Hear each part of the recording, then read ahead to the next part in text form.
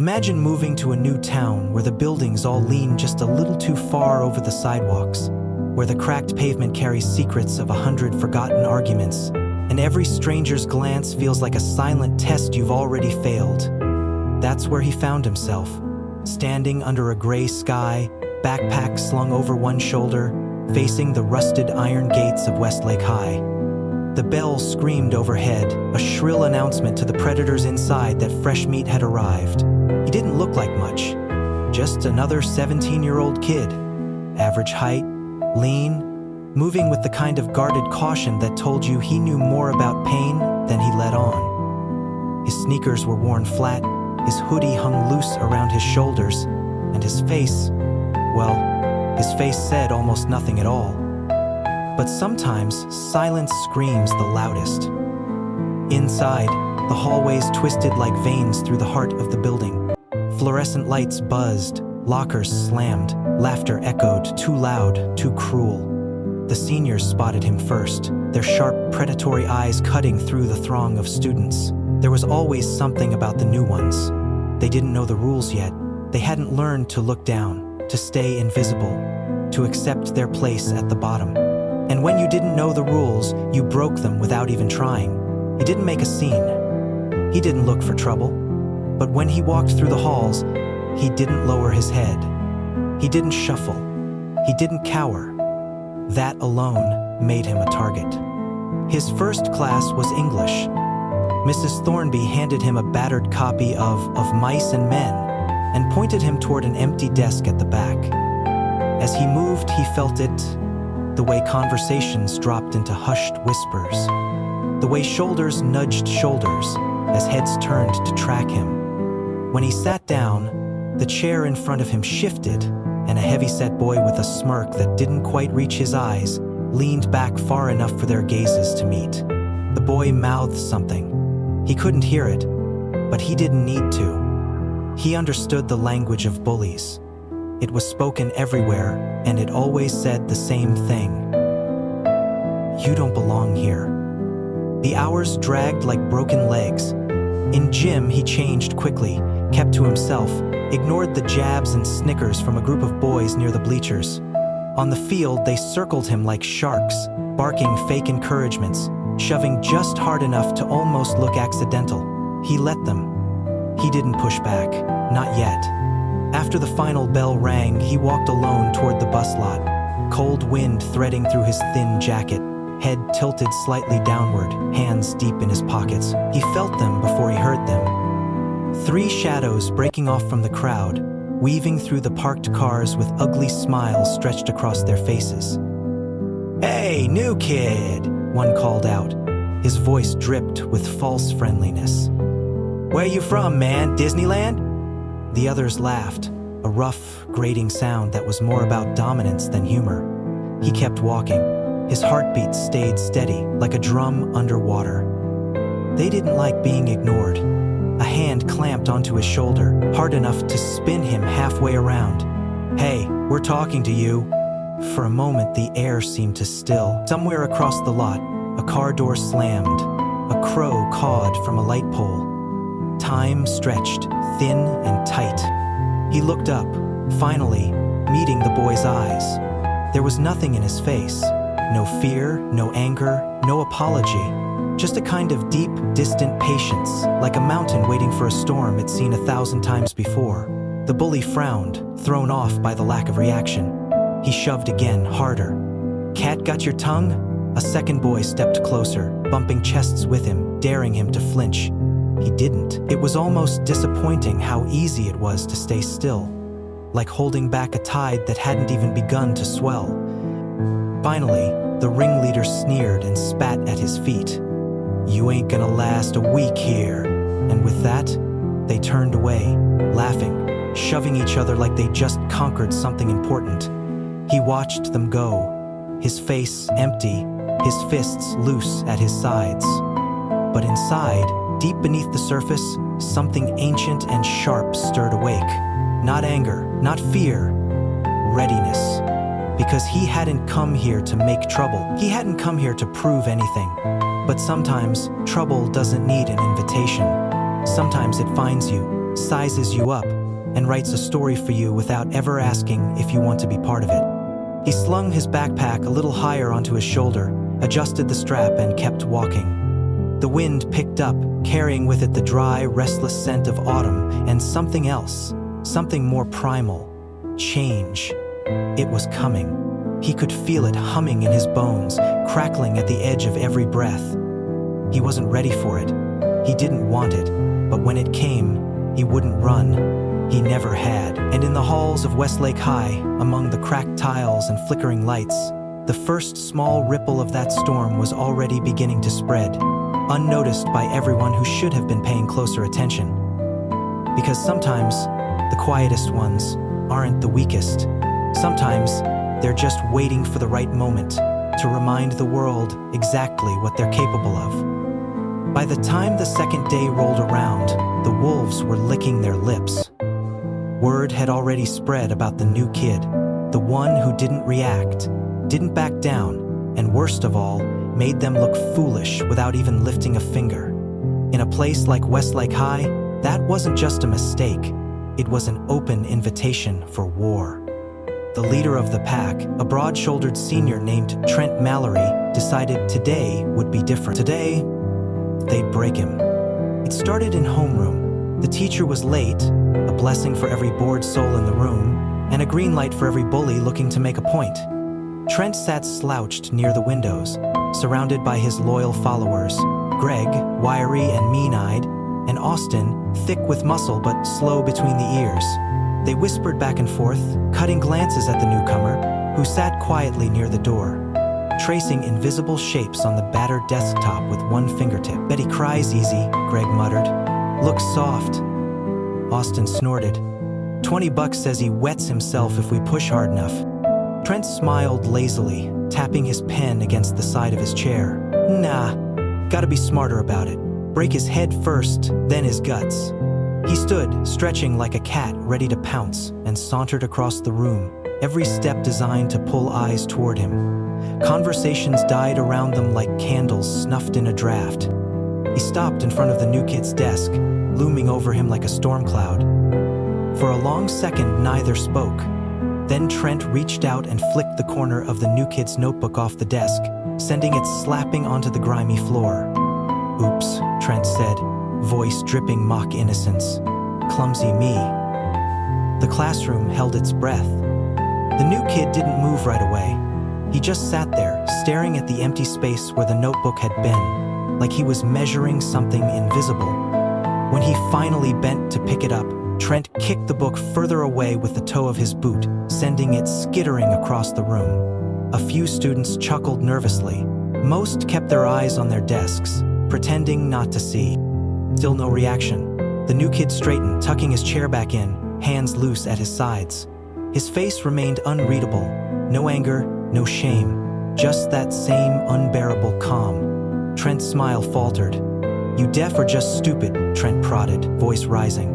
His hand shoved against the boy's shoulder, not enough to knock him over, but enough to challenge. A second later, Greg and Austin were there too, a wall of muscle boxing him in. The door creaked open, and Mr. Holloway, the homeroom teacher, finally shuffled in, coffee cup in hand, oblivious to the electricity buzzing in the air. The bullies drifted back to their seats, chuckling, satisfied, for now, but the damage had been done. The whole room had seen it, the public attempt to humiliate, the way the newcomer had taken it, silent and still. To them, it looked like weakness. To Trent, it looked like a green light to go even harder. Throughout the day, the harassment escalated. In chemistry, a carefully aimed spitball smacked the back of the new kid's neck. In math, his textbooks were mysteriously missing from his locker.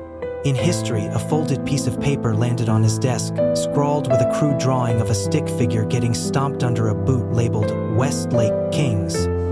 And through it all, the newcomer absorbed the attacks like a stone absorbs rain. Unchanged, untouched on the surface, but inside something was shifting, coiling tighter with every new indignity. Lunchtime brought the worst yet. The cafeteria was a noisy, chaotic mess of trays, voices, and the clatter of plastic against plastic. He waited until the line thinned before grabbing a tray, sliding a limp sandwich and a bruised apple onto it. He moved toward an empty table in the corner, keeping his head down, feeling the eyes follow him like lasers. Before he could sit, Trent and his pack swooped in. "Hey, new kid," Trent bellowed, loud enough to silence half the cafeteria. "You lost? That's our table." He paused, gauging the room's reaction, feeding off the attention like a stage actor. "Actually," he added, voice slick with venom, "you don't belong anywhere." The new kid met his gaze across the expanse of the room, their eyes locking like a taut wire stretching between them. No fear, no anger, just the unbearable weight of patience again, heavier now, denser, like a gathering storm no one else could feel yet. Then, without a word, he shifted, moving to the next table over. He sat alone, placed his tray down, and methodically unwrapped his sandwich. Trent barked a laugh. "That's right, know your place." The cafeteria roared back to life around them, but beneath the surface, a new current pulsed. Not everyone laughed. Some kids watched with a different kind of interest now, uneasy, speculative. They sensed it too, even if they couldn't name it yet, the feeling that something was coming. And Trent, for all his bravado, felt it too. A prickling at the base of his neck, a splinter of doubt in the back of his mind. He just didn't realize yet that by poking the storm, he wasn't proving dominance. He was signing his own defeat. Bullies never hunt alone, not the real ones. They move in packs, feeding off each other's cruelty like wolves around a wounded deer. At Westlake High, Trent Mallory ruled his pack with a lazy sneer and a cocky swagger that said he didn't need to work hard to stay on top. He just needed to make sure no one dared to challenge him. After the cafeteria incident, Trent's pride simmered, raw and throbbing. He masked it with laughter and jokes, but underneath, a different kind of energy was building. The new kid hadn't reacted the way he was supposed to. He hadn't cried, hadn't begged, hadn't even looked ashamed. Worse, he made Trent feel invisible in front of everyone. That wasn't just annoying, it was dangerous. The pack felt it too. After lunch, they clustered around the back parking lot, leaning against rusted trucks and cheap muscle cars, scheming the way bored, vicious boys do when the world hasn't taught them consequences yet. "We gotta make it bigger," Greg said, his voice sharp, bouncing with nervous energy. "Everyone's gotta see it this time. Make sure he can't just sit there like a freak again." Austin cracked his knuckles, a slow, dumb smile spreading across his face. "We could dump his backpack. Or trash his bike if he's got one." Trent shook his head. "Nah, too soft. He's not getting the message. We need to humiliate him. Public. Big."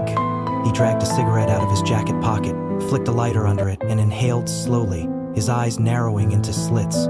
"Make him wish he never showed his face here." Ideas flew, fast and cruel. Push him into the fountain in the courtyard. Lock him in a janitor's closet. Slap a "kick me" sign on his back and parade him down the hall. But Trent dismissed them all. Too childish, too easy.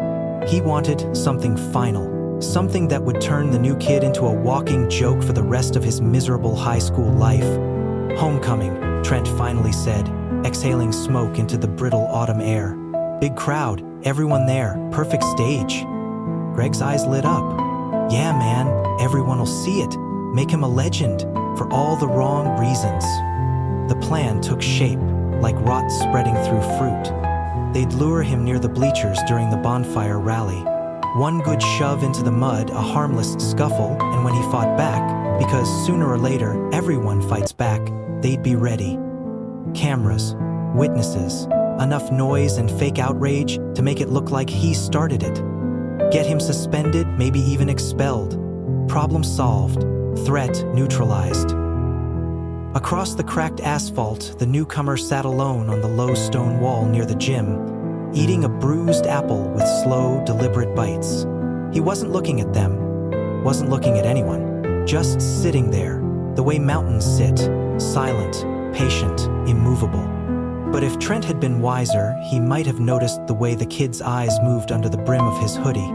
He wasn't ignoring them, he was studying them, mapping their movements, measuring their tells, reading them the way a seasoned fighter reads an opponent's breathing before the first blow is even thrown. But Trent wasn't wise. He was arrogant. Arrogance makes you blind, and Trent was sprinting toward a fight he didn't even realize he'd already lost. Later that afternoon, the whispers started again. In the locker room, in the hallways, in the back corners of the cafeteria. Did you see what happened at lunch? He didn't even flinch, man. I heard Trent's planning something. New kid's dead meat. The students weren't just gossiping now. They were picking sides, even if they didn't realize it yet. Most were cowards. They'd side with whoever they thought would win. They always did.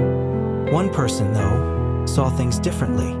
Ms. Carter, the gym teacher and a former Golden Gloves boxing champ back in her day, watched the newcomer during free play. She noticed the way he moved, controlled, efficient, never wasting a step. When Austin accidentally threw a basketball at the back of his head, he caught it without even looking, tossing it aside like a piece of trash without breaking stride. No flash, no show, just the cold, casual reflexes of someone who knew exactly how to handle a real threat. Miss Carter made a mental note, her instincts prickling. Something about this kid was off. Not dangerous, unless provoked, but definitely not the harmless drifter everyone assumed. Still, warnings mean nothing to boys like Trent Mallory. They don't believe in losing until the ground caves in under their feet. That night, the bonfire rally posters went up around the school. Come celebrate our team. Bonfire by the field, all students welcome. Bright colors, smiling mascots.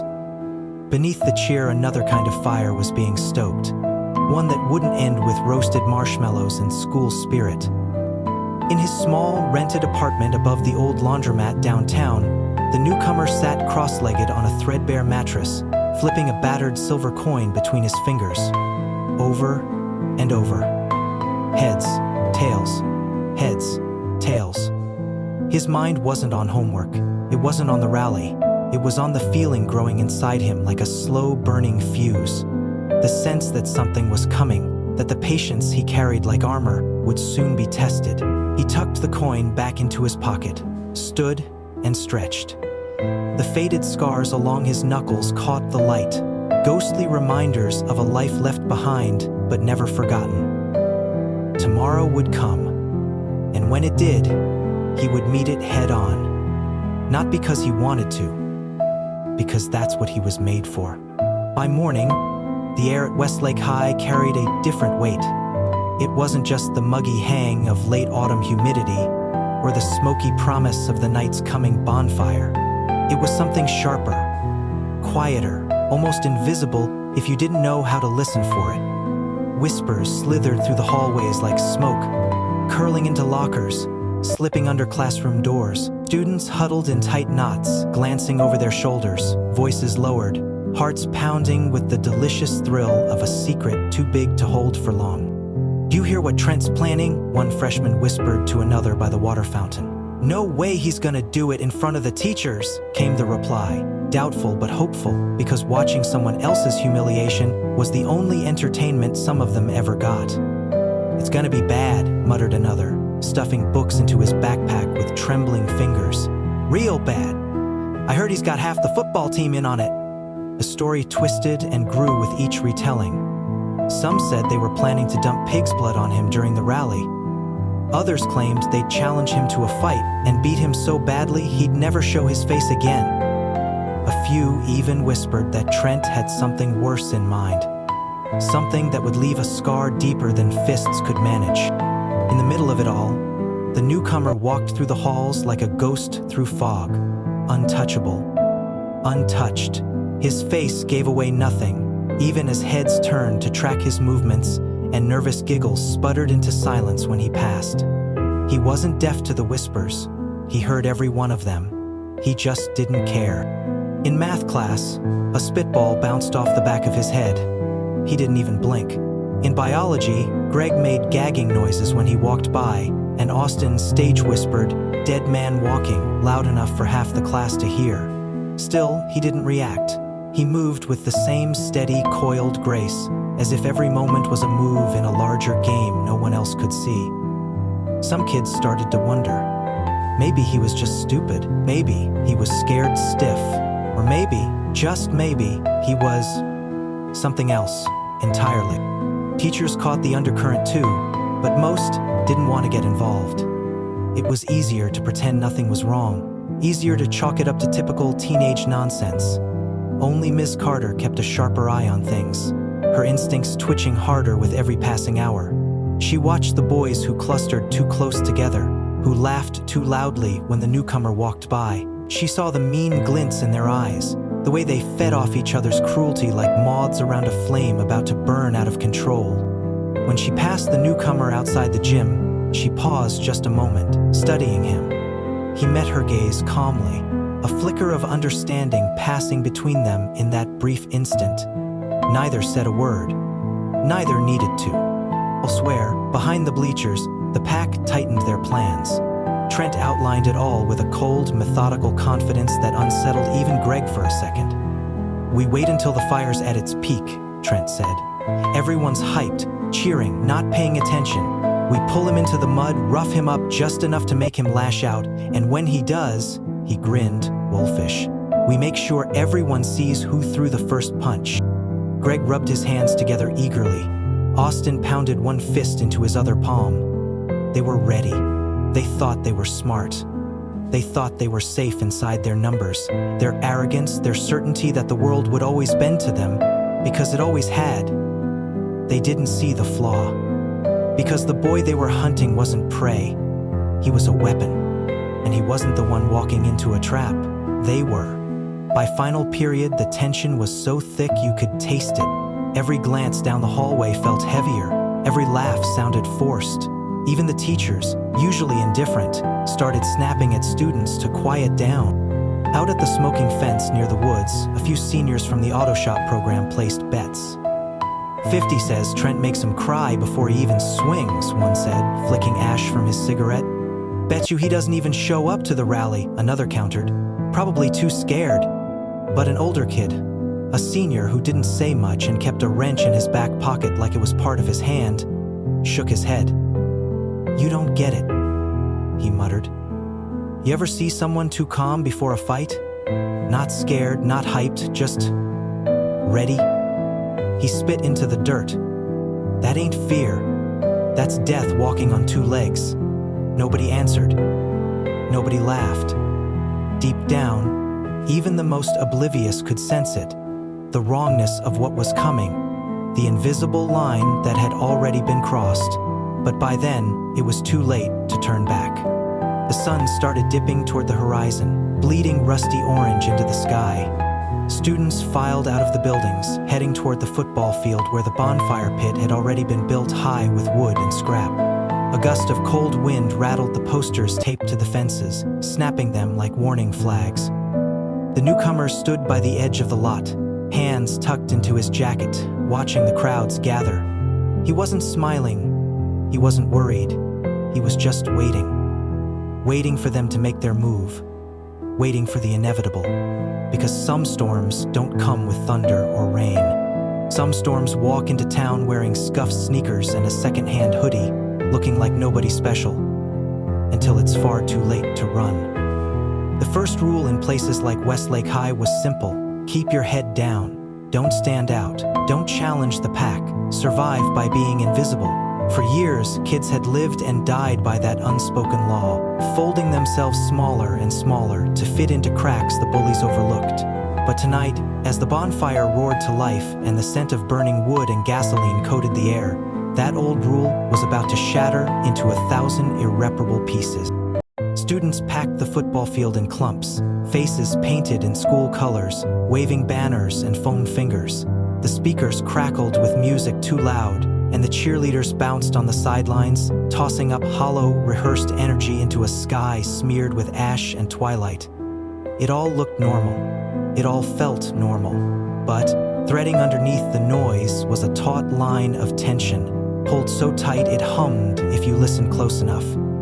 Near the edge of the crowd, the newcomer stood alone. He blended into the shadows like a ghost, leaning against the chain-linked fence, hood pulled low over his brow. He watched the fire reflect in the crowd's wide eyes, watched the way Trent and his pack swaggered through the gathering, high-fiving friends, laughing too loud, their eyes darting occasionally toward him.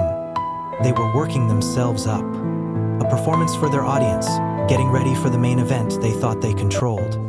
Trent shoved Greg in the chest, laughing, and Greg stumbled back into Austin, who caught him with a bellowing grunt. Kids nearby laughed nervously. Some edged away, some pulled out phones. It was happening. Everyone knew it. Everyone felt it. The plan was set. Bait him, humiliate him, record it, ruin him. They didn't know they were lighting a match inside a powder keg. The first move was small, almost innocent. Greg accidentally knocked a can of soda out of someone's hand, and it splattered across the newcomer's sneakers. Sticky sweetness soaked into the canvas.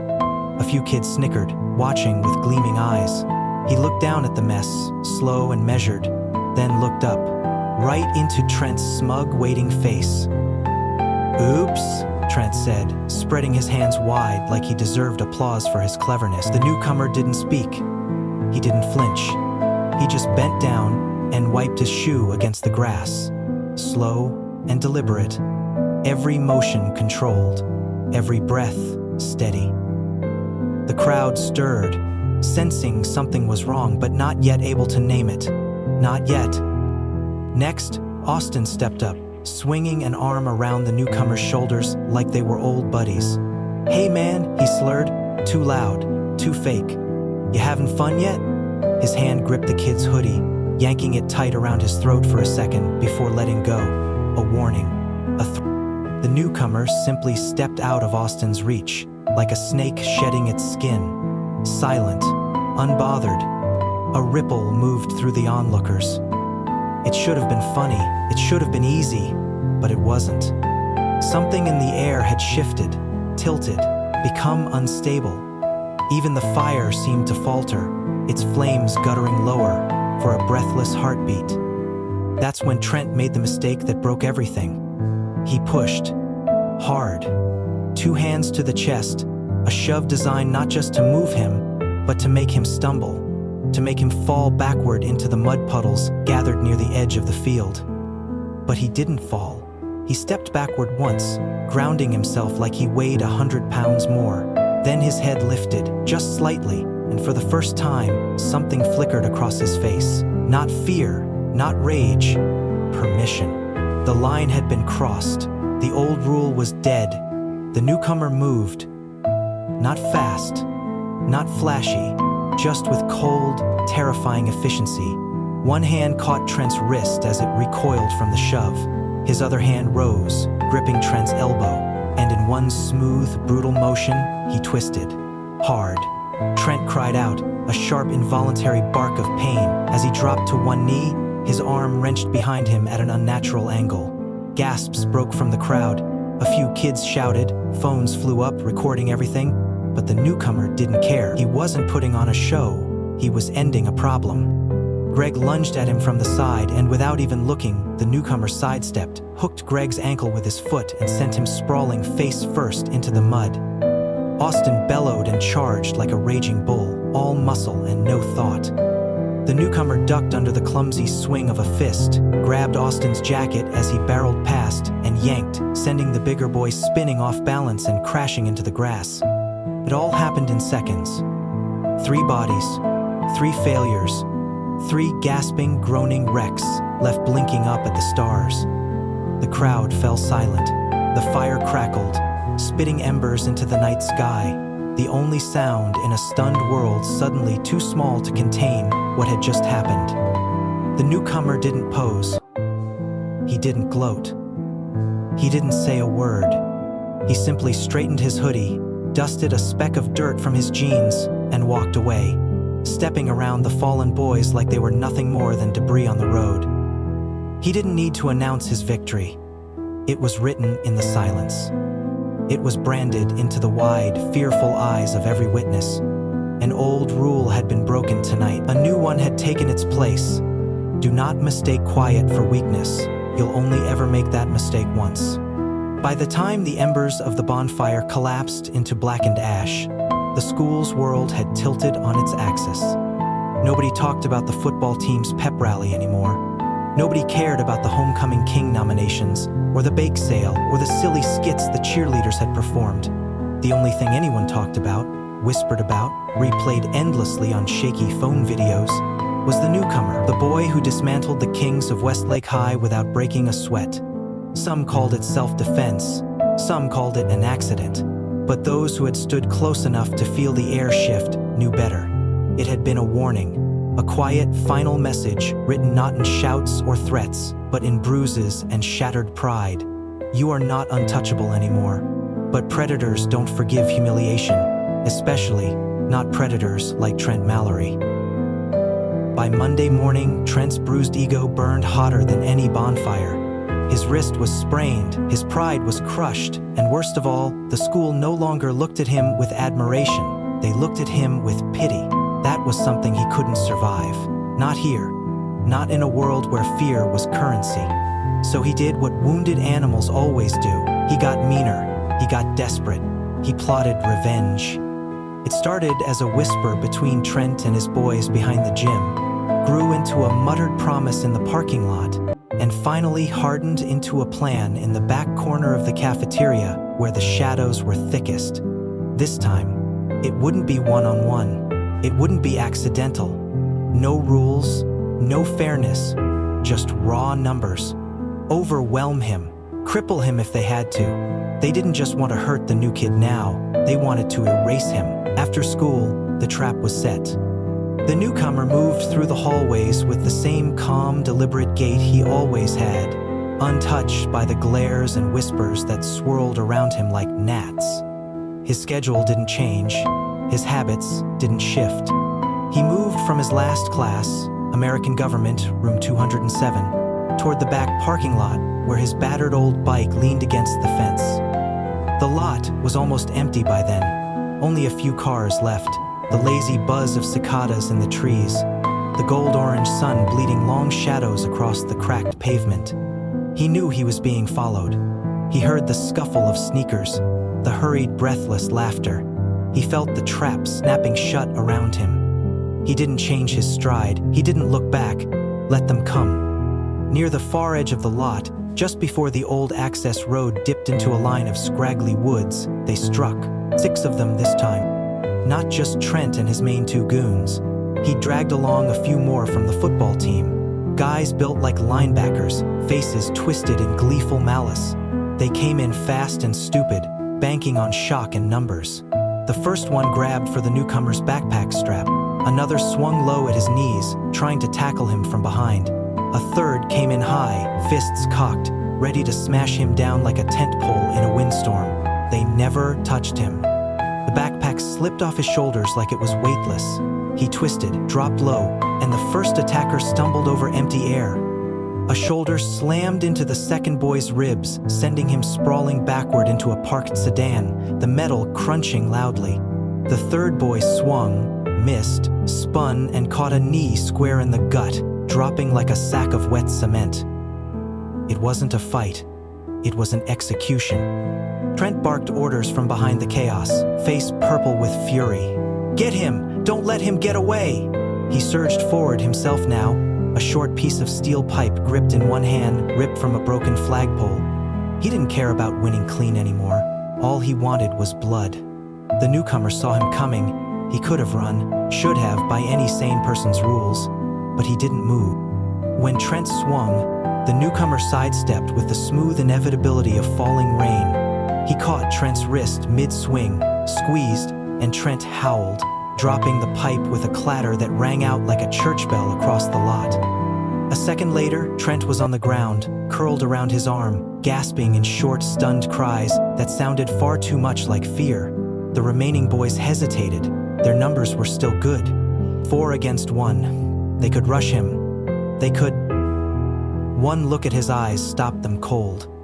It wasn't rage they saw there. It was certainty. A certainty of someone who had stood in worse places, against worse monsters, and walked away every time. In a scramble of curses and skidding sneakers, they fled, dragging the wounded with them, disappearing into the gathering dusk. Leaving Trent behind, groaning and humiliated once more, the newcomer stood alone, breathing slow, measured breaths.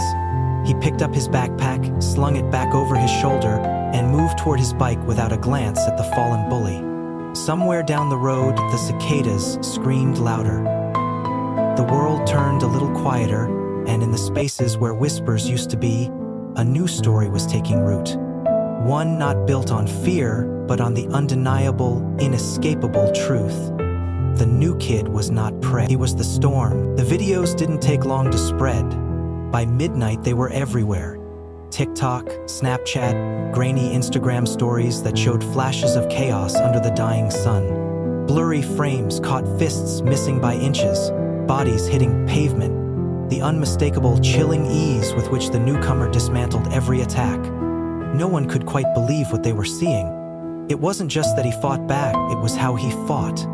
Like someone who had been forged in fire, the rest of them couldn't even imagine. The next morning, Westlake High was a different place. Students didn't crowd the hallways the way they used to.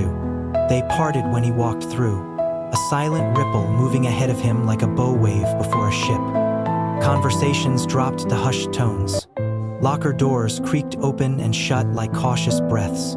Even the teachers noticed, though few said anything out loud.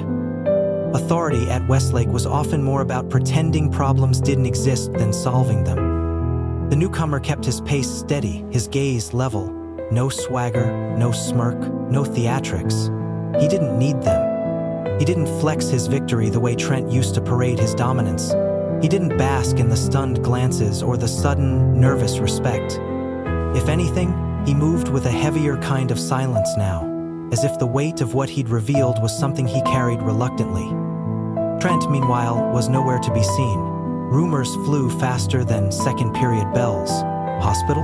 Suspension? Dropped out in shame? No one knew for sure, and no one seemed brave enough to ask. All anyone knew was that the king of Westlake had been dethroned, and the one who unseated him wasn't even interested in the throne. At lunch, the newcomer sat alone again, same battered tray, same corner table. But this time, no one mocked him, no one dared. A few stared, a few whispered, but when he looked up, just a glance, just a flick of the eyes, they all dropped their gazes and found urgent interest in their pizza slices or phones. Across the cafeteria, a new group was gathering. Football players, jocks, wannabes who once basked in Trent's shadow, now leaderless and seething. They didn't understand what had happened. Worse, they couldn't accept it. In their world, strength was supposed to look a certain way, loud, brash, overwhelming. What they'd witnessed didn't fit into any box they knew. It terrified them in a way they couldn't even name. Fluke, one muttered under his breath, picking at the label of his soda bottle. Had to be. Lucky hits, got in their heads. Yeah, another said quickly, nodding too hard. He ain't all that. No way. But the fear was already there, gnawing under their words. They could lie to each other, but they couldn't unsee what had happened. Miss Carter saw it too. She leaned against the far wall, arms crossed over her chest, studying the boy with a gaze sharpened by years of knowing exactly what real fighters looked like. She knew instinctively what the others didn't. It wasn't luck. It wasn't a trick. The new kid was trained. Not like a high school wrestler or a summer martial arts hobbyist. No, this was something deeper, harder, something drilled into the marrow of someone who had learned not just how to fight, but how to survive. A small scuffle broke out near the lunch lines, two juniors shoving over a spilled drink. Instantly, every head turned, muscles tensing, but when the newcomer simply glanced toward the noise, completely relaxed, the entire cafeteria seemed to settle back down, like a flock of startled birds reassured by the steady wing beats of a hawk overhead. Power had shifted, and everyone knew it. But domination wasn't the real twist. It was what he didn't do afterward that changed everything. Because most would expect a victor to take the spoils, to command a table full of sycophants, to flex dominance with pranks and threats and new rules. That's what Trent would have done. That's what they all expected. Instead, the newcomer asked for nothing, claimed nothing, demanded nothing. He simply continued as if nothing had changed at all. In that void of ambition, something strange happened. Respect, not fear, began to take root. A few bold students started to nod at him when they passed. Not friends, exactly. No one was that brave, yet. But small acknowledgments. The beginnings of something different. The girls whispered behind lockers about his eyes, about how he carried himself like someone with secrets you weren't sure you wanted to know. The younger boys, especially the ones who had once hunched their shoulders and quickened their steps past Trent's crew, watched him with a hungry kind of hope. Maybe it was possible to be strong without becoming cruel.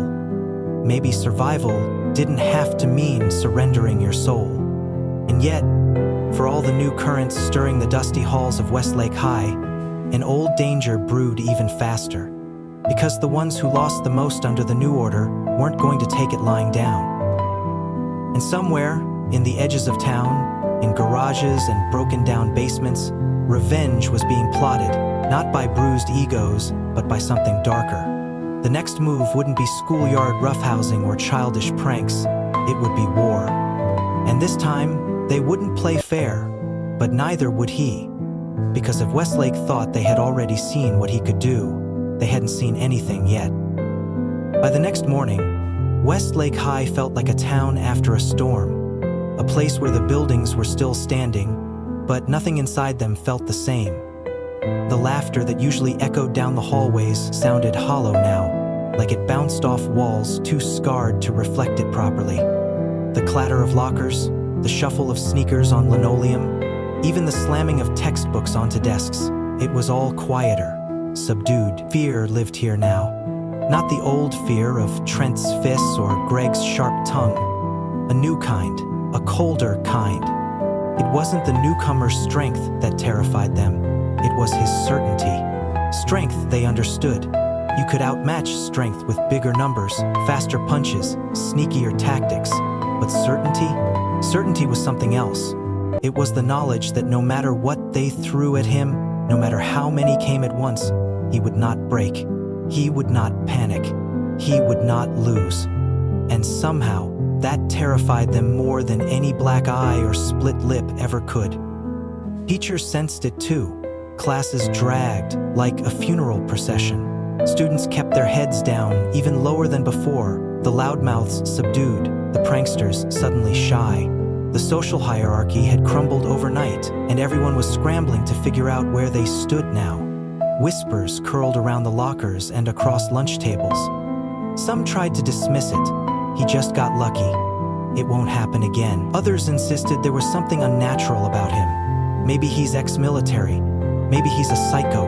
But no matter what they said, no matter how bravely they tried to laugh it off, none dared test it. The newcomer moved through the halls like a shadow stitched to the earth. His steps were slow, steady, like each one hammered deeper into the ground than the last. He never looked hurried. He never looked tense. He simply moved, and the world shifted around him. In the gym, Miss Carter watched him during free period. Her sharp eyes narrowed in thought. She knew killers when she saw them. Not murderers, killers, survivors, wolves in the bodies of boys. She'd seen the kind that fought because they had no other choice, because the world had demanded it of them too young, too brutally. She saw the way he scanned every room without seeming to, how he always chose seats with clear sightlines to doors and exits, how he carried himself like someone who had been hunted before and had decided long ago never to run again. He wasn't a hero, not in the way stories like to paint them. He was something far rarer. He was inevitable. Near the vending machines, a group of juniors lingered, trying to act normal. One of them, a tall boy named Dylan, who used to laugh the loudest at Trent's jokes, accidentally met the newcomer's gaze as he passed. Dylan flinched so hard he dropped his soda. It exploded against the floor, spraying sticky foam across his shoes. The newcomer didn't even slow down. Dylan didn't pick up the can. He just stood there, heart hammering, watching the boy walk away with a calmness that felt heavier than any threat. Later that day, in the parking lot, the group that once orbited Trent's ego gathered near a battered red pickup truck, their voices low, tight with fear and frustration. "We can't just let him get away with it," Greg hissed, his face still mottled with fading bruises from the bonfire. "If we don't do something, We're done. Nobody's scared of us anymore. Austin shifted uncomfortably, picking at a splinter on the truck bed. What do you want to do, Greg? Fight him again? You saw what happened. We need backup, Greg growled. Real backup. You're talking about outside school? Austin asked, his voice dropping even lower. Greg nodded once, slow and deliberate. Yeah. If the school won't stop him, if the teachers are too scared to do anything, then we bring in people who aren't scared. The words hung there between them, poisonous and heavy. Out beyond the school walls, beyond the cracked sidewalks and rusting swing sets, there were older boys, dropouts, failures, troublemakers with no futures and no limits. Boys who missed the taste of violence, boys who would fight not for pride or power, but because they liked it. That night, under a cracked streetlight in a parking lot that smelled of old oil and burnt rubber, Greg made the first call. They didn't realize that by bringing outsiders into their grudge, they were escalating a schoolyard feud into something far more dangerous. Something that couldn't be undone with apologies or suspensions or detentions.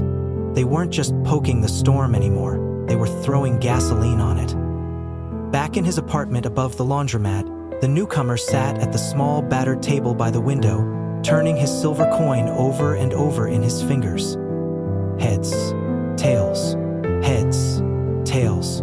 His body was still, but inside he could feel the shift, the ripple, the air tightening like the held breath before an explosion. They weren't done. They were coming, and when they did, they would learn the last, most important lesson he had to teach. That when you try to corner something that refuses to be caged, when you try to bury something that was built to survive, you don't get a second chance to regret it. Some stories don't start in sunlight. Some are born in blood and dirt, whispered in places where the world's rules are stripped away, and all that's left is survival. His story was one of those. Not that anyone at Westlake High knew it yet. They only saw the surface, the quiet steps, the steady eyes, the reflexes that didn't belong to a normal 17-year-old kid. They didn't know about the years before this, the invisible scars heavier than any bruises they could lay on his skin. They didn't know where he'd really come from. They didn't know why he moved like danger-made flesh. Late one night, while the town slept under a suffocating blanket of mist, a few of the more curious students started digging. Rumors had teeth, and once unleashed, they gnawed hungrily. Someone found an old article half buried in an online archive, grainy and yellowed, about a boy from 2 states over. A boy who had survived a home invasion that left his parents dead and him hospitalized for weeks. Self-defense, they said. Trauma, they whispered. But the boy had changed after that. Quiet, withdrawn, dangerous. Another article mentioned expulsion from a previous school after a brutal fight that sent 3 students to the ER. No charges were filed. No details were ever released. Only quiet settlements and sealed records remained. The pieces clicked together faster than anyone wanted to admit. This wasn't a drifter looking for trouble. This was someone who had already lived through war, and worse, had walked away from it stronger. In a booth at the back of the diner near the school, Ms. Carter sat with Principal Donovan, her coffee going cold between her hands. "We need to step in," she said, her voice low, urgent, "before someone gets seriously hurt." Donovan, a heavy man with more concern for budgets and appearances than real leadership, shook his head. "There's nothing we can pin on him, no threats, no warnings. If we act without cause, it's a lawsuit waiting to happen." He rubbed his temples. "Besides, kids fight, they move on." Miss Carter leaned forward, her stare hard enough to crack stone. "Not with him. This isn't normal high school posturing. He's been trained, or trained himself, to survive things these kids can't even imagine. If they push him again, if they bring more heat." She let the sentence dangle, unfinished, the implication heavy in the stale air. Donovan waved her off, muttering about boys being boys, about letting things settle. But Carter knew better. Some fires don't burn out. They just go underground, waiting to flare even hotter. Meanwhile, the newcomer kept to his quiet routines. School, home, late-night walks through town. Always alert, always moving with the grace of someone who had learned, too young, that the world could flip on you in a blink. The scars on his knuckles, hidden by the sleeves of his hoodie, weren't from bar fights or football games. They were earned defending himself in places and situations polite society liked to pretend didn't exist. He wasn't violent by nature. He didn't thirst for fights. But when pushed, when trapped, he didn't hesitate, because hesitation got you killed. And he'd already decided once, long ago, that he would never be a victim again. In a forgotten corner of the auto shop class, Dylan and a few other juniors whispered nervously, passing around the half-told stories like contraband. "I heard he took down a grown man," one said, voice barely above a breath. "Not just some drunk at a party, a real fighter, broke his arm and ribs." Another shook his head. "I heard he lived on the streets for a year, fought just to eat." They didn't know the full truth. Neither did he anymore. He wasn't just a survivor of bad circumstances. He was a creation of them, a boy reforged by violence and grief into something most people couldn't understand and wouldn't want to. And the old world he thought he had left behind, it was reaching for him again, its claws dragging across his quiet new life. Because somewhere in the town's underbelly, fueled by Greg's desperation and poisoned pride, older trouble was being summoned. Trouble that didn't play by schoolyard rules. Trouble that didn't care about age or fairness or second chances. The first glimpse came that Friday night when a strange black van was spotted idling near the school's rear gate. No logos, no plates, just a steel machine purring like a predator in the dark. A few kids noticed, none dared get too close. Inside, men too old to belong anywhere near a high school passed a battered photo between calloused hands. The photo showed the newcomer, face grainy and blurred, stepping out of the school's side entrance. One of the men grunted. "Small one," he said. Another chuckled, low and mean. "Doesn't matter, dead's dead. Plans were laid, times were set. They thought they understood what they were walking into. They thought it would be easy. They were wrong, because they weren't just coming for a scared boy who didn't know how to fight back. They were coming for a weapon, one they didn't know had already been sharpened to cut through anything they threw at him. And when they made their move, the real war would begin. Not a schoolyard brawl, not a childish scuffle in the mud, but the kind of battle written in bruises and broken bones, in fire and blood and cold, terrible certainty. The kind of battle only one side could walk away from. The call came mid-morning, just after second period, slicing through the routine hum of Westlake High like a razor through paper. "Send him to my office," Principal Donovan barked over the intercom, his voice sharp, brittle, already carrying the sour tang of blame. Students froze mid-conversation, teachers paused in their lessons, and every head turned toward the newcomer where he sat, silent at the back of his history class. Without a word, he rose, slid his books into his bag, and made his way toward the door. No one laughed, no one jeered. The air was too tight for that now, stretched thin by fear and something darker, something closer to awe. The walk to the principal's office felt like moving through a vacuum. Students leaned back against lockers, whispering frantically behind cupped hands. Some thought he was getting expelled. Others thought the police were already waiting. Rumors bloomed in every corner of the hallway like weeds growing in cracked concrete. None of them knew the truth, yet. But they would. The secretary barely looked up when he arrived, just jerked a thumb toward Donovan's door. He knocked once, a hollow sound against the thick wood, and entered without waiting for permission. Inside, Principal Donovan sat behind a wide desk cluttered with papers he hadn't bothered to organize.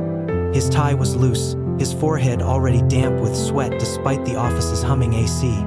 In the corner, leaning against a filing cabinet, stood Ms. Carter, arms folded, her eyes unreadable. "Sit," Donovan snapped, gesturing toward the hard-backed chair across from him.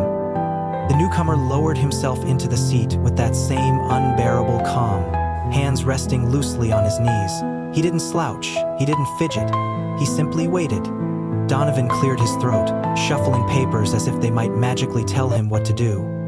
"We've had reports," he began, choosing his words carefully, "of multiple incidents involving you. Fights, injuries, disruptions to the learning environment." The newcomer said nothing. "You may think your actions are justified," Donovan continued, voice rising, "but we do not tolerate violence at Westlake High, no matter who started it." Still, the boy said nothing. His silence filled the room like smoke, choking off Donovan's bluster before it could fully ignite. Ms. Carter pushed off the wall and walked slowly to stand near the desk. She studied the newcomer with the same clinical gaze she once used in the ring, sizing up opponents before the first bell. Finally, she spoke, her voice low and even. "He didn't start it." Donovan flushed red.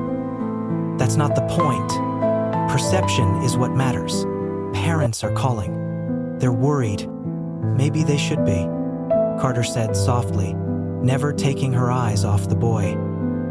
Donovan blustered for a few more minutes, outlining potential suspensions, probationary periods, behavioral interventions, meaningless threats from a man who had already lost control of his own school. The newcomer listened, face unreadable, waiting for the real sentence. When Donovan finally ran out of steam, he leaned back, huffing. "You're suspended for 3 days. Effective immediately." A pause. The newcomer nodded once, slow and deliberate, as if accepting an inevitable turn in a game whose outcome had already been decided. He rose from the chair with fluid grace, slinging his backpack over one shoulder. As he turned to leave, Carter's voice cut across the room. "Wait." He paused, hand on the doorknob. "You know they're coming for you," she said, not a question but a statement. The boy didn't turn, but something in the air around him seemed to tighten, like a wire pulled taut. "You know they're not done," she added, softer. For the first time he spoke, his voice low and rough like gravel under boots. "I know." And then he was gone, the door swinging shut behind him with a soft click that sounded too final, too ominous for such a small noise. Donovan slumped into his chair, pulling at his collar like it might loosen the growing fear tightening in his gut. "We should call someone," he muttered. Carter watched the door long after the boy had disappeared down the hall. "It's too late for that," she said quietly. "They already lit the fire, now they have to deal with what they summoned." Out in the hallway, the newcomer moved through the throngs of whispering students like a blade through tall grass. He didn't acknowledge the stares, the fear, the reluctant admiration blooming in his wake. His mind was already elsewhere, running through possibilities, measuring risks, counting shadows. He knew the suspension was just a tactic, an attempt to neutralize the threat without understanding it. Get him off campus, make the problem disappear. But the real problem wasn't him. It never had been. The real problem was what was coming. Because he knew Trent wasn't finished. Not after the humiliation, not after the bruises, not after the total collapse of everything he'd built his fragile ego upon. He would find new allies, darker ones, men who didn't care about school rules or consequences, men who would come armed with more than fists and teenage rage. The newcomer adjusted the weight of his backpack, his fingers brushing the worn coin hidden in the pocket inside. Heads, tails, heads, tails. Every flip another breath drawn in the face of chaos. He would be ready. And this time, when they came, he wouldn't just defend himself. He would end it. Completely. By the time the sun set over Westlake High that evening, the whispers had changed. They no longer slithered through the halls as fear alone. Now they carried something else, something heavier. Awe. Word traveled faster than wildfire in a school like this, and by nightfall every student, every teacher, every janitor who pushed a mop down the endless locker-lined corridors knew the truth. The newcomer hadn't been suspended because he lost control. He had been suspended because the system didn't know how to contain him. On social media, the grainy videos of the bonfire fight played on a loop. A punch caught midair, a larger boy folded to the ground in a heap. The slow, graceful way the newcomer moved through the chaos like a man wading through shallow water. It didn't look like self-defense. It didn't look like luck. It looked inevitable. Comments flooded the feeds. "He's a machine. Dude's not human. Remind me never to mess with quiet kids." For the first time, Westlake's students weren't laughing. They were memorizing every detail, burning it into their minds like a survival guide. At school, the next morning dragged under a strange tension. Even without him there, the newcomer's presence weighed heavily, a ghost in every empty seat, a heartbeat in every strained silence. In the cafeteria, tables that once bristled with swaggering athletes and loudmouth bullies sat unusually quiet. Kids who had once basked in Trent's reflected power shifted in their seats, eyes darting toward the doors like they expected him to walk in any second and shatter their fragile illusion of safety. At a far table near the window, Dylan and a few others huddled close, whispering fiercely. "He's not like us," Dylan said, voice tight, almost reverent. "He's something else." "Yeah," another muttered. "You don't fight like that unless you've seen some serious stuff."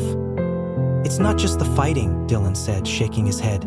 "It's the way he carries it, like he knows exactly what's going to happen before it even starts." Across the room, Greg sulked with Austin and two others, his body still carrying the lingering bruises from their last encounter. He glared at the murmuring tables, his fists clenching and unclenching on the tabletop. Pride and fury tangled in his chest, but even he couldn't summon the old swagger. Fear had planted itself deep, sour and unmovable.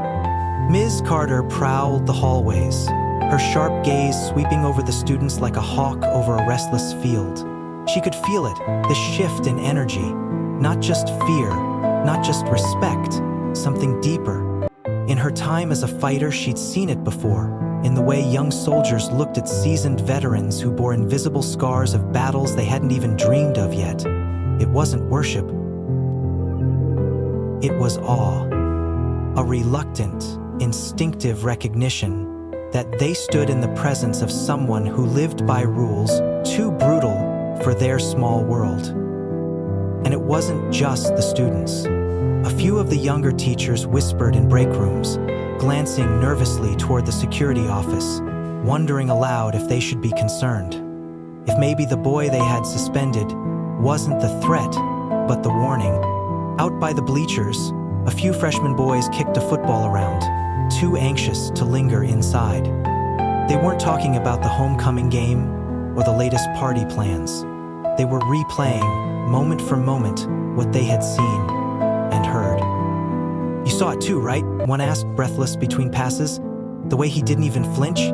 "Yeah," the other nodded, wiping sweat from his forehead. "He was calm, like he's done it 100 times before." "He didn't just win," the first said, lowering his voice. "He made it look easy." The ball thudded to the grass and rolled away, forgotten. Later, just before sunset, as shadows stretched long and thin across the cracked sidewalks, the black van rolled into town again. This time, it didn't idle.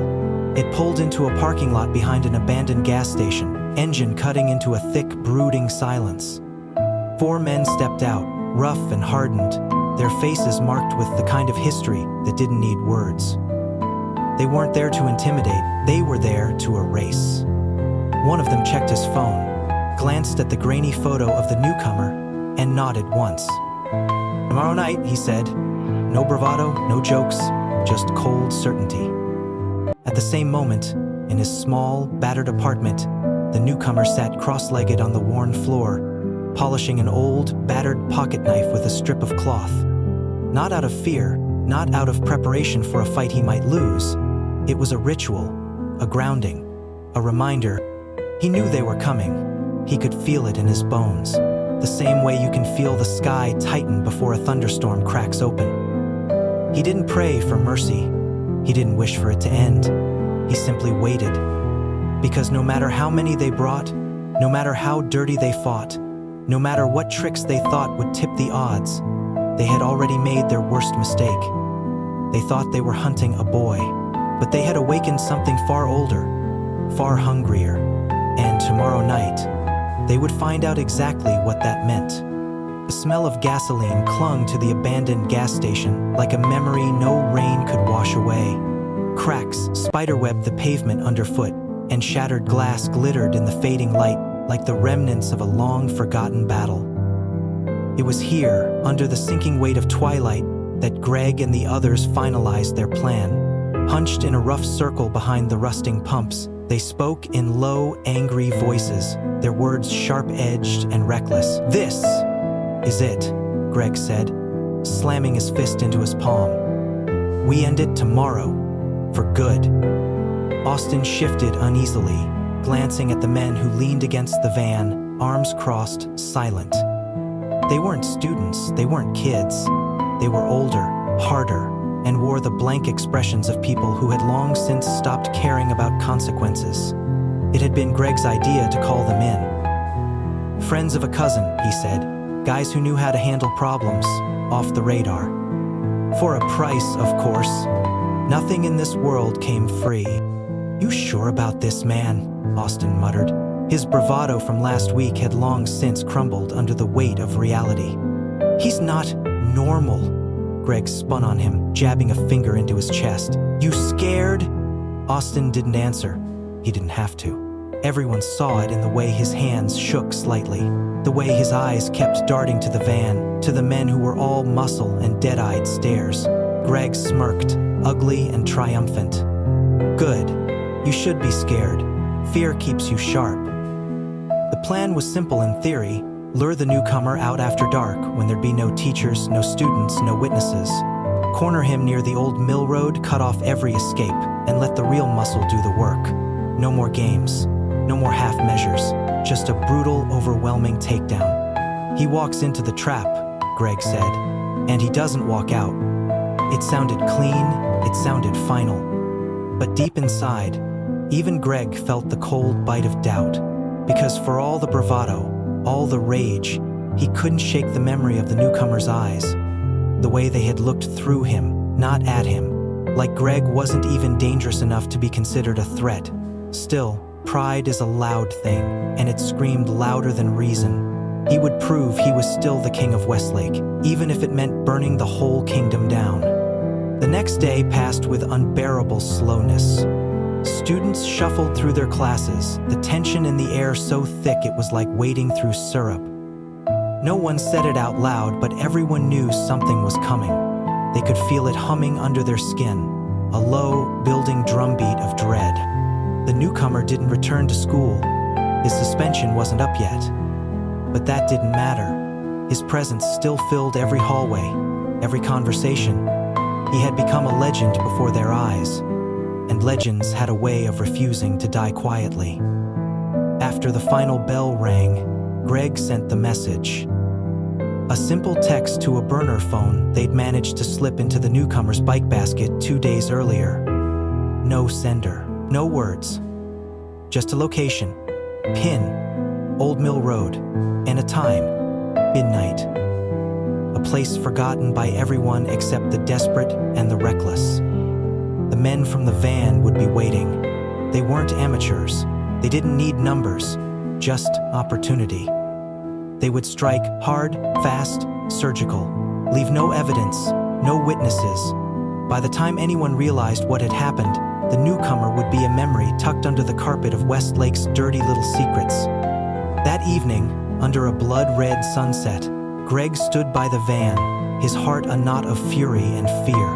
He wore a black hoodie pulled tight over his head, jeans tucked into battered boots. In his pocket, a set of brass knuckles pressed a cruel shape against his thigh. Austin hovered nearby, pale and twitchy, while 2 of the hired men checked their gear. Nothing too loud, nothing that would draw attention. A pipe, a length of heavy chain, a crowbar. "This is gonna be fast," one of them grunted. "Kid won't know what hit him." Greg nodded, but deep inside, a crack had already formed. A splinter of doubt working its way through the rotten core of his plan. Because no matter how many bodies he brought, no matter how much steel and anger he stacked against him, some part of Greg already knew. This wouldn't be fast. It wouldn't be easy. It wouldn't even be a fight. It would be a reckoning. And when the clock struck midnight and the newcomer stepped into their trap, they would find out exactly what it meant to awaken something that had spent a lifetime learning how to survive the worst the world had to offer. They would find out what happened when fear wasn't enough, when numbers weren't enough, when nothing was enough. The storm they had unleashed was coming, and this time, it wouldn't leave anyone standing. The night smelled of rain, even though the sky stayed dry, heavy clouds pressing down on the earth like a lid on a simmering pot. Old Mill Road stretched ahead like a scar through the woods, cracked asphalt barely visible under the weak glow of a single flickering street lamp. Midnight was close. The air pulsed with the kind of silence that comes just before a gunshot. Greg shifted his weight from foot to foot, heart hammering too fast in his chest.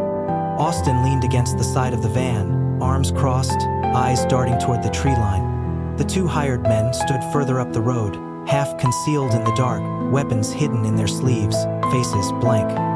They didn't care about Greg's grudge or Westlake's pecking order. They cared about money, about delivering a message in bruises and blood. A phone buzzed once in Greg's pocket, a silent confirmation. He's coming. Somewhere down the road, footsteps crunched against gravel, slow, steady, unhurried. Greg's mouth went dry. Austin muttered a curse under his breath. Even the hired men stiffened slightly, sensing something in that casual stride that didn't fit the narrative they'd been sold. The newcomer appeared under the street lamp, hood up, hands in his jacket pockets, face shadowed. He stopped, standing in the amber light like a ghost, like a judgment. Greg stepped forward, voice cracking despite himself. "You think you're tough, huh? You think you can walk in here and make us look like fools?" The newcomer said nothing. He didn't move. He just stood there, soaking in the rage, the fear, the desperate need for revenge radiating off them like heat from a dying engine. One of the hired men grunted and moved first, swinging the chain low and fast, aiming for the newcomer's legs. A quick, brutal takedown. The chain never landed. The newcomer shifted, almost lazy in his motion, letting the chain whistle past him harmlessly. In the same breath, he closed the distance, grabbed the man's wrist mid-swing, and twisted sharply. There was a sickening crack, and the man dropped with a strangled cry, clutching his shattered arm. Before Greg could react, before Austin could even draw a breath, the newcomer was moving again. He ducked under the second man's wild swing with the crowbar, driving an elbow into his gut so hard the man folded over like paper. A knee rose to meet his face, and he crumpled to the ground, unconscious. It happened in seconds, not a fight, a dismantling. Greg staggered backward, shock freezing him in place. Austin panicked and charged, swinging a rusted tire iron with both hands. The newcomer caught him mid-swing, twisted his body sideways, and used Austin's own momentum to slam him headfirst into the side of the van. Metal dented with a sharp, ugly sound, and Austin slumped to the ground, groaning. Greg was alone now, just him and the storm he had summoned. "No," he gasped, backing away, hands raised. "No, man, this wasn't supposed to happen," he cried, voice breaking high and thin. The newcomer stopped a foot away, staring down at him. His eyes weren't filled with rage. They weren't cold or cruel. They were just done. Done with the games. Done with the threats. Done letting people like Greg believe they ruled the world through fear. Greg swung wildly, a desperate, sloppy punch. The newcomer sidestepped it without even trying. His hand shot out, grabbing Greg by the front of his hoodie, yanking him off balance. For a moment, Greg dangled there, feet barely scraping the ground, staring into a face that bore none of the malice he expected, only disappointment. And then he was shoved backward, landing hard on the cracked pavement, gasping like a fish out of water. The newcomer stepped back, giving Greg the chance to scramble away if he wanted to. It was mercy. Undeserved, unasked for, and absolute. Greg sat there, shivering, humiliation soaking deeper than any injury ever could. The newcomer spoke, voice low, steady, and final. "This ends now." And then he turned, walking away into the night without a backward glance, leaving the broken bodies and shattered pride behind him like discarded memories. The hired men wouldn't follow. They couldn't. They lay groaning and dazed on the asphalt, crippled in heart and body. Austin whimpered softly by the van. Greg didn't move at all. The newcomer disappeared into the shadows beyond the street lamp, his silhouette swallowed by the trees and the dark. For a long time after, no one spoke. No one moved. Because they all understood what had just happened. They hadn't just lost, they had been spared. And that knowledge would haunt them far worse than any broken bone or blackened eye. The night hung thick and silent around the wreckage of the ambush, the kind of silence that follows something violent and absolute. Greg sat slumped against the side of the battered van, arms wrapped around his knees, staring at the cracked asphalt like he might fall through it if he looked away. Austin whimpered nearby, too hurt or too ashamed to move, and the hired men groaned softly where they lay crumpled in the darkness. No one spoke. No one dared. Not after what they had seen. From the shadows, beyond the single flickering street lamp, the newcomer watched for a long moment. He could have finished it. He could have made sure they never even thought about getting up again. No one would have stopped him. No one would have blamed him. They had come to break him, maybe even kill him. And yet, standing there in the cold dark, his fists loose at his sides, he made his decision. He turned away, because real strength isn't in how hard you can hit, it's in how much you choose not to. He walked slowly down Old Mill Road, his steps steady and sure, leaving the broken men behind him, not out of mercy for them, but because of something stronger, something that none of them would ever understand. He wasn't sparing them out of kindness. He wasn't offering forgiveness. He was refusing to be dragged down into the mud where they lived, where they would stay. He could hear them behind him, groaning, cursing softly, trying to make sense of their failure. He didn't look back. There was nothing left for him there.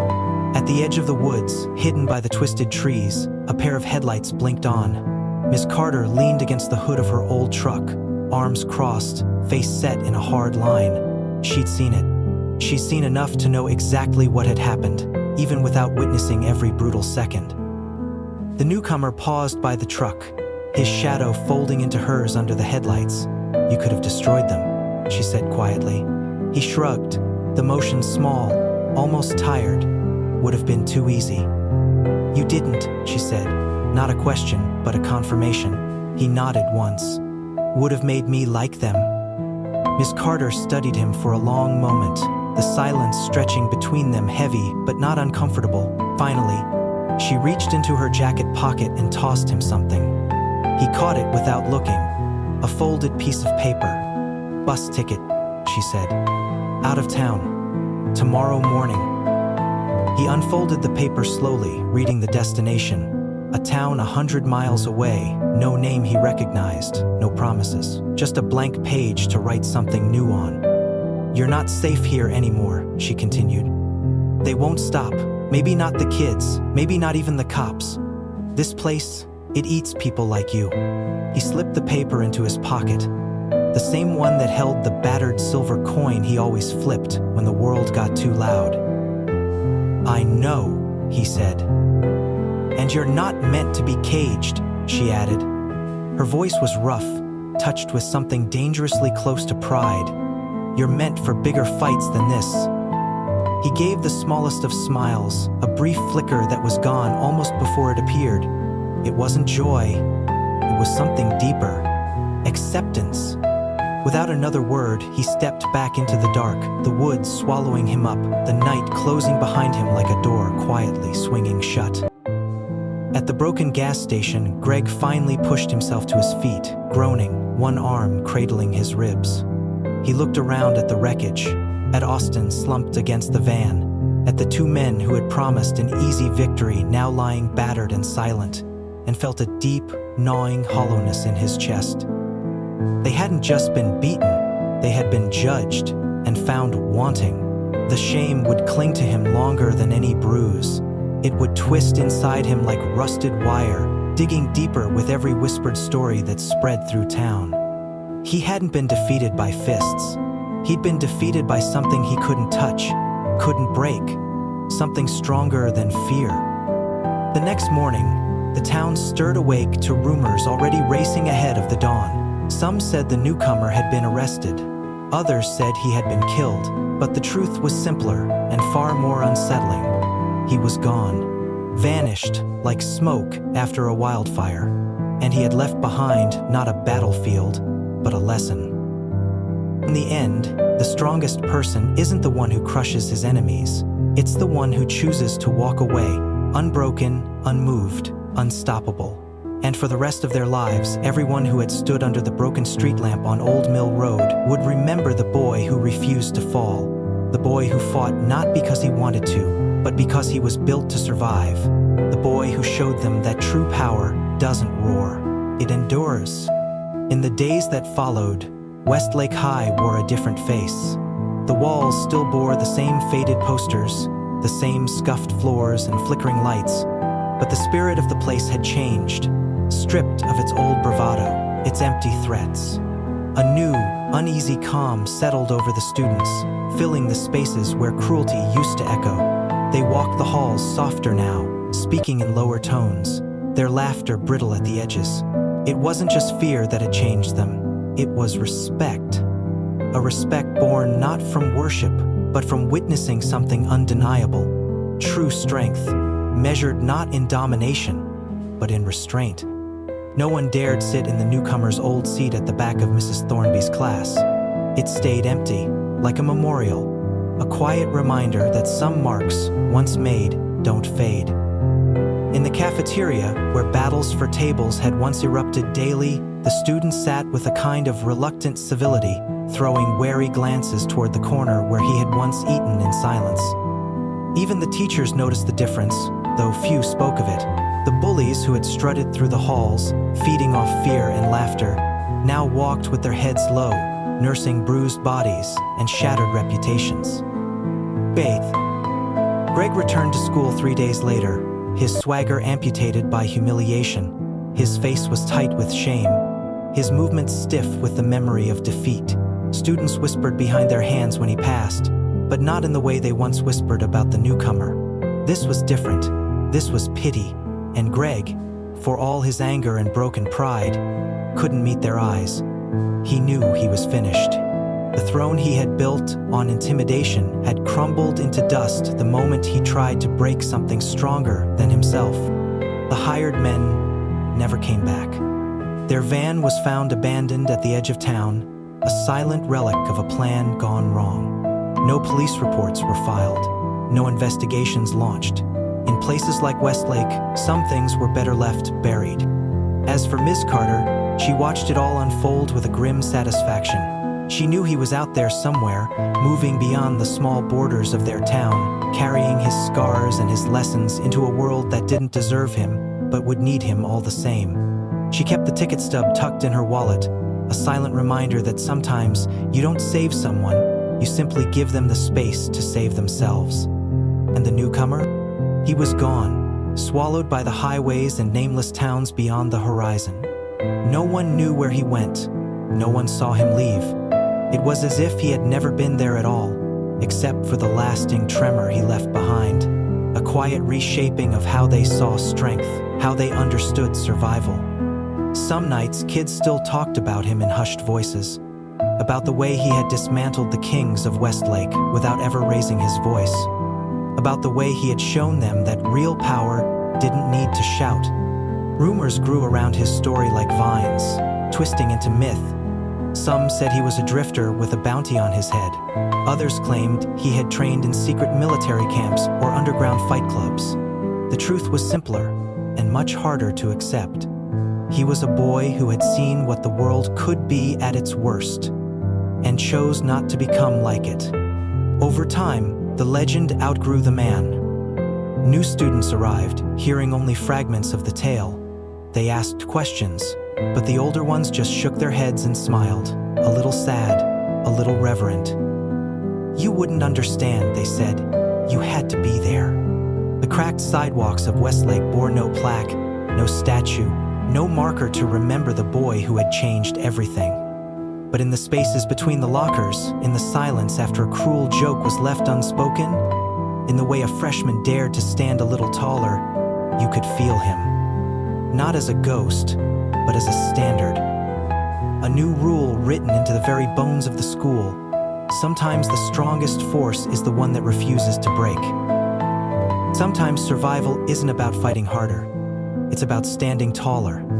And sometimes, when the worst parts of the world try to crush you, the only answer is to endure, to walk away stronger, wiser, and unbroken. Because the real fight isn't about fists or fury.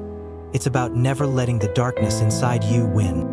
And somewhere, out there beyond the town limits, a boy who had been forged by survival kept moving forward, carving a path through a world too small to contain him, not because he needed to prove anything, but because that's just who he was. If this story stirred something in you, if it made you remember that true strength is often silent, steady, and impossible to defeat, then don't forget to like, leave a comment, and subscribe to this channel for more powerful, unforgettable stories. Your support keeps these journeys alive. See you in the next one.